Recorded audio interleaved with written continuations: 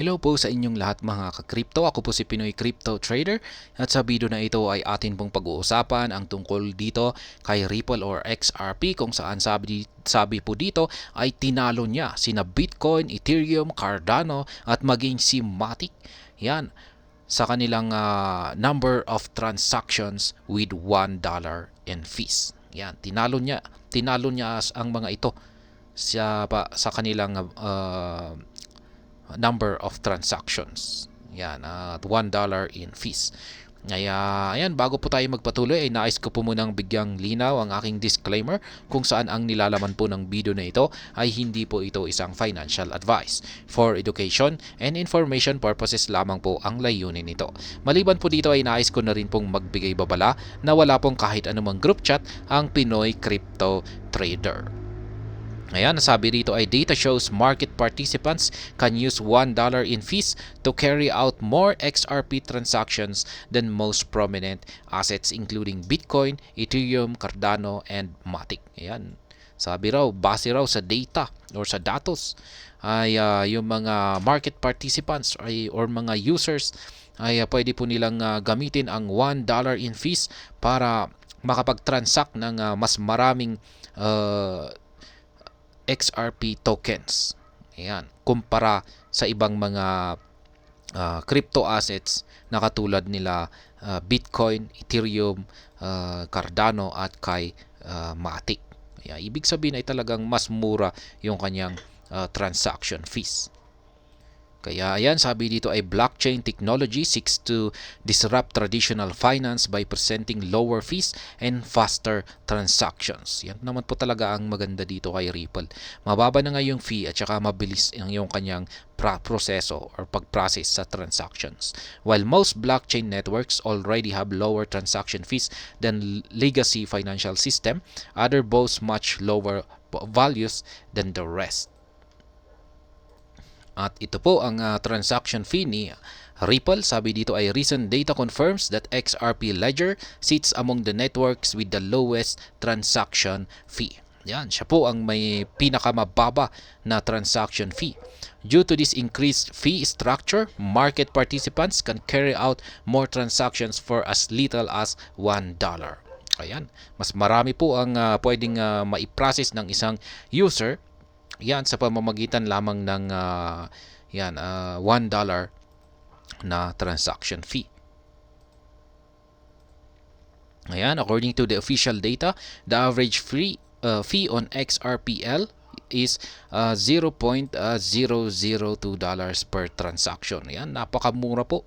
30 digits ang kanyang average transaction fee. At this rate, enthusiasts can carry up to 5,000 XRP transactions with just $1.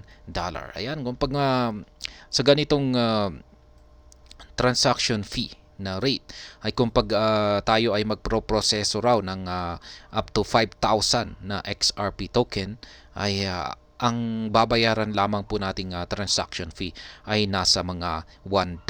Ayan. For context, this $1 cannot initiate a domestic wire transfer with a US bank which charges an average fee of $30 per data from Forbes. Ayan. Kung pag ikukumpara daw po natin ito sa wire transfer ng US sa isang US bank, yung $1 na ito ay yung babayaran natin ay nasa $30. Yan, ganyan po kung ganyan po yung difference. Yan, nasa $1 kung pag sa kay XRP. Yan, at $30 naman kung pag wire transfer sa mga US bank. Kaya ang laki po ng difference. Ayan, fees on Bitcoin and Ethereum. Ayan, talong-talo po niya ang pagdating sa transaction sina Bitcoin at saka si Ethereum. Sabi dito ay despite the XRPL beating most blockchain networks on transaction fees, these chains command a much lower fee structure than traditional systems like wire transfer, Swift, PayPal, and Wise. Yan, sabi dito ay notably Bitcoin, the premier crypto, currently boasts an average transaction fee of 2 $0.07. Data from blockchain analytics resource Y-chart shows. Ayan. Yan naman po yung pagdating kay Bitcoin ay yan po yung average transaction fee niya. Nasa $2. Dito naman po kay Ethereum ay $0.639.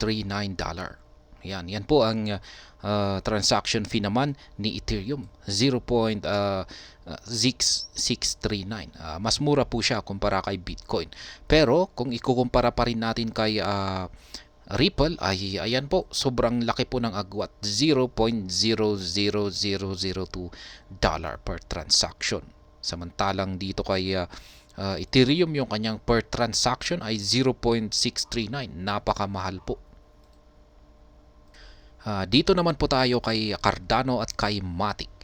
Ayan, sabi rito ay data from Cardano Explorer indicates that Cardano average cost of 0.17 ADA. Yan ay equivalent po ng $0.042. Ayan. Mas mura na rin, pero kung ikukumpara pa rin natin kay XRP ay malayo po kasi 30 digits po yung transaction cost ni Ripple. Ayan, kay dito naman po kay Matic or Polygon ay yung kanyang average transaction fee ay nasa $0.0007. Ayan. Medyo yan, malapit po siya sa transaction fee ni Ripple. Ayan, pero mas mataas pa rin kay Matic or kay Polygon kasi kay Ripple ay nasa 0.0002. Ayan, medyo mas nakakalamang pa rin si Ripple. At ayan po, mas maganda po na gamitin si Ripple, ayan, sa pagtransact. Kaya yan na rin po yung isang nagustuhan ko dito kay Ripple. Ayan, napakamura yung kanyang transaction fee at saka napakabilis na rin sa kanyang pag-process ng kanyang transactions. Kaya ito yung gustong-gusto ko na ginagamit noon. Kino-convert ko. Ayan. Kung ililipat ko sa isang exchange or maglilipat ko sa isang wallet, ayan, ay kino-convert ko muna yung isang crypto sa dito kay XRP bago ko ito i-transfer sa isang exchange. Ayan, kapag nalipat ko ito sa isang exchange, saka ko ito ibabalik sa dating sabihin natin USD. Kung meron akong USDT, yan ay kay Binance, i-convert ko muna ito kay Ripple. Yan, XRP token. Tapos saka ko ito isi-send sa isang exchange. Sabihin natin ay kay Bybit.